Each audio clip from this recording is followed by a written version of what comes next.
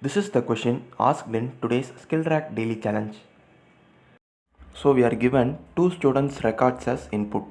So the first three lines of our input contains the record of the first student. So here we have the name of the student, and in the second line we have the age of the student, and we have the registration number of the student.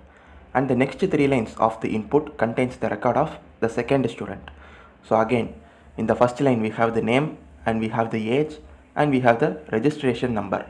And now our task is to compare both the students' record. If both the student records are equal, then we have to print equal, else we have to print not equal.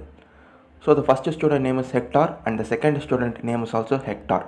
So even though they are in different lowercase and uppercase, we should consider it as equal. And then the age is also equal, and then the registration number is also equal for both the students.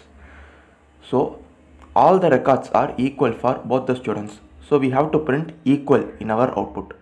So in the output we can see that we are printing equal.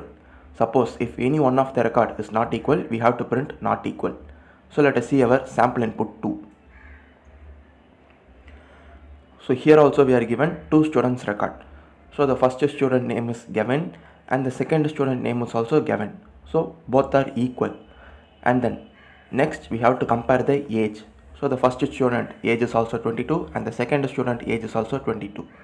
So name, age both are equal, but the registration number is different. So for the first student it is 21 UEC, but for the second student it is 20 UME. So both are different. So both are different records. So in this case we have to print not equal in our output. So now let us see the code which is already given to us. So this is the code which is already given to us. So in the main function, first an object is being created for the scanner class, and then in the next line we are setting student1 is equal to get student, and within the parameters we are passing the scanner object. So this get student is actually a method which we have defined below. So here in the method private static student get student, we are accepting the object. So we are accepting the scanner object, and using the scanner object we are accepting the name, age and country of the students, and then we are creating a object for the student class and we are returning that object. So this object which we are returning is stored into the student1 and student2, and then in the main function last line we are comparing both the objects student1 and student2, and if both are equal we are printing equal, else we are printing not equal. So we are performing this using the ternary operator. So now let us define the class named student, and we have to override the equals method so that we will be comparing both the objects. So now let us see how we will be defining the class named student. So the syntax for creating a class is class and then class name. So I am creating a class for class named student, and I am creating three instance variables. So the first two variables are of string data type, so the name and registration number, and then we have an integer age. So now we have to initialize the values for these instance variable. So we were given the values in the constructor arguments. So in the constructor I am accepting the name, age and registration number in the arguments, and I am initializing the values to the instance variables. So we have to set this dot name is equal to name, and here I am making the name as lowercase. So because it is already given in the question that we have to ignore the case sensitivity, so I am defaultly going to maintain the records in the lowercase itself. So similarly we have to initialize the registration number. So we have to set this dot registration number is equal to registration number dot to lowercase, and similarly for the age.